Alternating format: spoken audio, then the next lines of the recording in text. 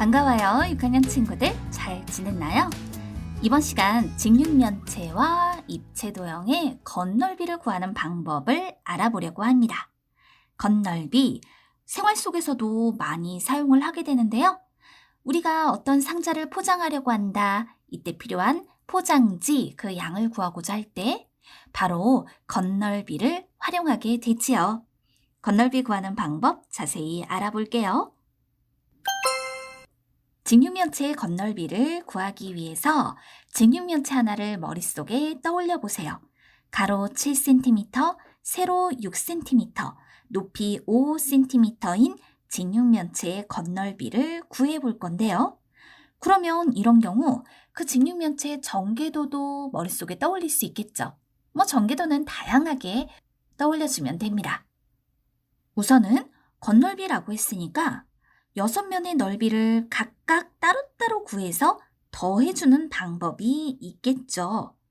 그럼 가로, 세로, 높이가 각각 7cm, 6cm, 5cm라고 했으니까 7 곱하기 6으로 그 넓이를 구할 수 있는 직사각형인 면이 2개가 있을 거예요. 또 6 곱하기 5로 넓이를 구할 수 있는 직사각형인 면이 2개가 있을 거고, 또 하나는 7 곱하기 5를 셈하여 구할 수 있는 직사각형의 넓이.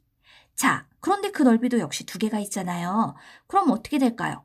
42 더하기 42 더하기 30 더하기 30 더하기 35 더하기 35는 214 제곱센티미터. 이렇게 6면의 넓이를 따로따로 구해서 더해주면 직육면체의 겉넓이를 구할 수 있겠죠. 또 다른 방법은요.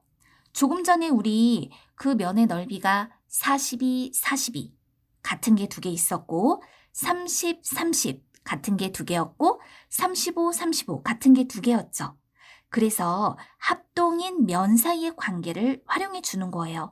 그러니까 42 더하기 35 더하기 30, 이 값의 2배를 한다라는 겁니다.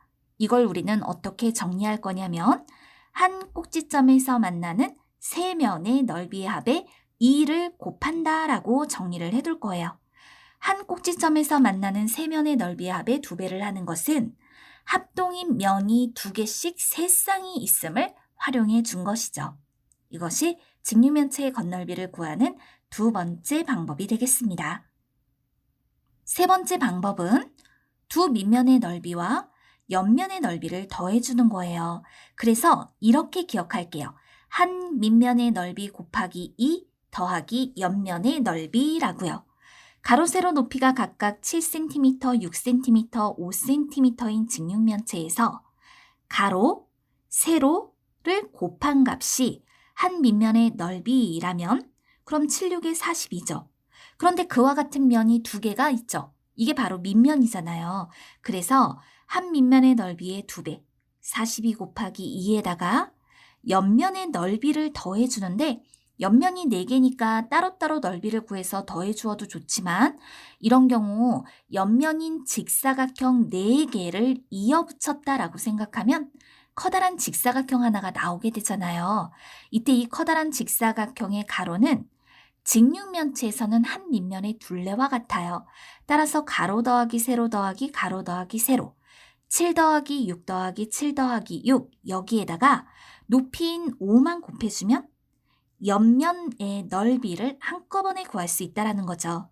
그렇다면 식을 하나로 정리해보면 42 곱하기 2 더하기 괄호 안에 6 더하기 7 더하기 6 더하기 7 그리고 곱하기 5라고 표현을 해서 한 밑면의 넓이 곱하기 2는 84가 되고 또 옆면의 넓이는 130이 되더라. 이걸 더하여 214 제곱센티미터로 나타내주면 됩니다. 바로 이것이 세 번째 방법이에요. 보통 우리는 두 번째 방법이나 세 번째 방법을 많이 활용합니다. 그러니까 직육면체의 겉넓이를 구하는 방법 2가지는 꼭 알아야겠죠. 한 꼭지점에서 만나는 세 면의 넓이 합에 2배를 한다.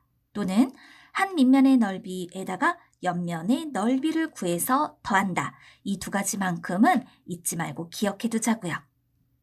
이번엔 정육면체의 건널비를 구해보도록 하겠습니다. 정육면체는 합동인 6개의 정사각형으로 둘러싸인 입체 도형이잖아요. 그러니까 한 면의 넓이를 구해서 그 값의 6배를 해주면 되는 거죠. 만약 한 모서리의 길이가 2cm인 정육면체가 있다면 건널비를 구할 때 일단 한 면의 넓이를 구하세요. 그 한 면이 정사각형이니까 2 곱하기 2를 통해서 4제곱센티미터. 그런데 그와 같은 면이 6개 있으니 4의 6배를 하여서 24제곱센티미터로 나타내주면 되는 거죠. 만약 한 모서리의 길이가 3cm인 정육면체가 있다면 이럴 때는 한 면의 넓이 곱하기 6, 그러니 3 곱하기 3 하면 9제곱센티미터죠. 그와 같은 것이 6개 모였으니까 3, 3은 9, 9, 6에 54, 54제곱센티미터가 되는 거예요. 한 모서리 길이가 6cm인 정육면체의 건널비는 6 곱하기 6에 6배를 하면 되니까 216제곱센티미터죠. 그런데 한 모서리 길이가 6cm인 정육면체의 부피도 역시 6 곱하기 6 곱하기 6으로 표현되기 때문에 216이 된단 말이에요. 그런데 부피이기 때문에 단위를 세제곱센티미터로 나타내줘야 하죠. 이게 많이 틀리는 문제예요. 한 모서리의 길이가 6cm인 정육면체의 건널비는 216제곱센티미터고 한 모서리의 길이가 6cm인 정육면체의 부피도 216 단위만 세제곱센티미터로 표현해 줘야 한다. 놓치지 마세요. 그러면 직육면체의 건널비나 정육면체의 건널비를 구하는 방법을 알았으니 자, 한번 대답해 보세요. 가로가 5cm, 세로가 6cm, 높이가 10cm인 직육면체의 건널비를 구하자. 세 가지 방법을 활용할 수 있죠? 6면의 넓이를 따로따로 구해서 더해줄 수도 있고 한 꼭지점에서 만나는 세 면의 넓이 합의 2배를 할 수도 있고 한 밑면의 넓이 곱하기 2 더하기 옆면의 넓이로 구할 수도 있어요. 그런데 문장으로 이렇게 딱 듣다 보면 굉장히 헷갈려요. 그래서 직육면체를 직접 그려보세요. 가로 5cm, 세로 6cm, 높이가 10cm인 직육면체. 이럴 때 세 번째 방법을 이용해 보도록 하겠습니다. 한 밑면의 넓이, 가로 곱하기 6이죠? 이거의 2배, 그럼 5 곱하기 6 곱하기 2 더하기 옆면의 넓이는 한 밑면의 둘레 곱하기 높이로 구한다 했어요. 따라서 괄호 열고 5 더하기 6 더하기 5 더하기 6 괄호 닫고 곱하기 높이 10 이걸 계산해 주면 돼요. 5, 6, 30 2배를 하니까 60이죠. 또 가로 더하기 세로 더하기 가로 더하기 세로는 22네요. 여기에 10을 곱하니 220. 60에 220을 더하니 280. 따라서 이 직육면체의 건널비는 280제곱센티미터가 되는 거예요. 문장으로 주어진 경우 헷갈리기 때문에 이럴 때에는 직육면체를 그려보고 여러분이 원하는 방법을 선택해서 직육면체의 건널비를 구하도록 합니다. 직육면체의 건널비는 생활 속에서는 상자를 포장할 것이다. 이때 포장지는 적어도 얼마만큼이 필요할까? 이런 경우에 건널비를 구하는 것이 많이 활용이 돼요. 만약 상자의 가로 세로 높이가 각각 5cm, 6cm, 8cm라면 겉면에 포장지를 붙인다. 포장지가 얼마나 필요할까? 물론 많이 있으면 좋죠. 그런데 적어도 얼마나 필요하냐라고 했으니까 최소 넓이를 구할 거란 말이에요. 그럼 이 최소 넓이가 결국 직육면체의 건널비가 되는 거죠. 따라서 한 밑면의 넓이 5 곱하기 6 이것의 2배 더하기 그 다음 한 밑면의 둘레 곱하기 높이 이게 옆면의 넓이니까요. 괄호 안에 5 더하기 6 더하기 5 더하기 6 그리고 괄호 밖에 곱하기 8을 써주면 돼요. 5, 6, 30에 2를 곱하니 60 더하기 옆면의 넓이는 22에 8을 곱하니까 176이 되죠. 60에 176을 더하니 236제곱센티미터. 포장지는 적어도 236제곱센티미터가 필요합니다. 이렇게 답을 하면 됩니다. 생활 속에서도 건널비가 이렇게 활용이 될 수 있는 거예요. 직육면체의 가로 세로 높이가 각각 10cm, 12cm, 13cm일 때 이 직육면체를 잘라서 만들 수 있는 가장 큰 정육면체의 건널비를 구하려고 한다면 이럴 땐 만들 수 있는 가장 큰 정육면체의 한 모서리의 길이를 생각해요. 이건 직육면체에서 가장 짧은 모서리의 길이가 만들 수 있는 가장 큰 정육면체의 한 모서리의 길이가 되는 겁니다. 그러므로 바로 만들 수 있는 가장 큰 정육면체의 한 모서리의 길이는 10cm가 되어야 한다는 거죠. 그렇다면 이 정육면체의 건널비는 10 곱하기 10, 즉 한 면의 넓이에 6배를 하여서 10 곱하기 10은 100이고 6배를 하니까 600제곱센티미터다. 이렇게 나타내면 되겠어요. 직육면체의 건널비, 정육면체의 건널비가 다양하게 활용이 됩니다.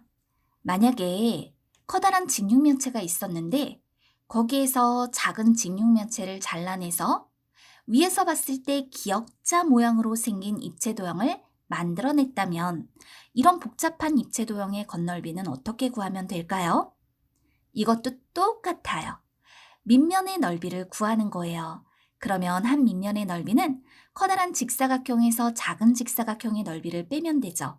그런데 밑면이 2개니까 이것에 2배를 해주고 그 다음에 옆면의 넓이를 구해서 더하면 되는데 옆면의 넓이는 밑면의 둘레, 그러니까 기역자 모양의 둘레에다가 그 입체 도형의 높이를 곱하면 옆면의 넓이를 한꺼번에 구할 수 있어요. 이걸 더하게 되면 복잡한 입체 도형이지만 건널비를 알 수 있게 된다는 거죠. 복잡한 입체 도형에서 건널비도 스스로 구할 수 있어야 해요. 배운 내용 정리해 볼게요. 직육면체의 건널비를 구하는 방법, 6면의 넓이를 구해서 더해주는 방법, 또 한 꼭지점에서 만나는 세 면의 넓이의 합에 2배를 하는 방법, 그리고 한 밑면의 넓이 곱하기 2 더하기 옆면의 넓이로 구하는 방법이 있어요. 정육면체의 건널비는 한 면의 넓이에 6배를 해서 구해줄게요. 직육면체와 정육면체의 건널비를 구하는 방법을 이해하고 반드시 외워둡니다.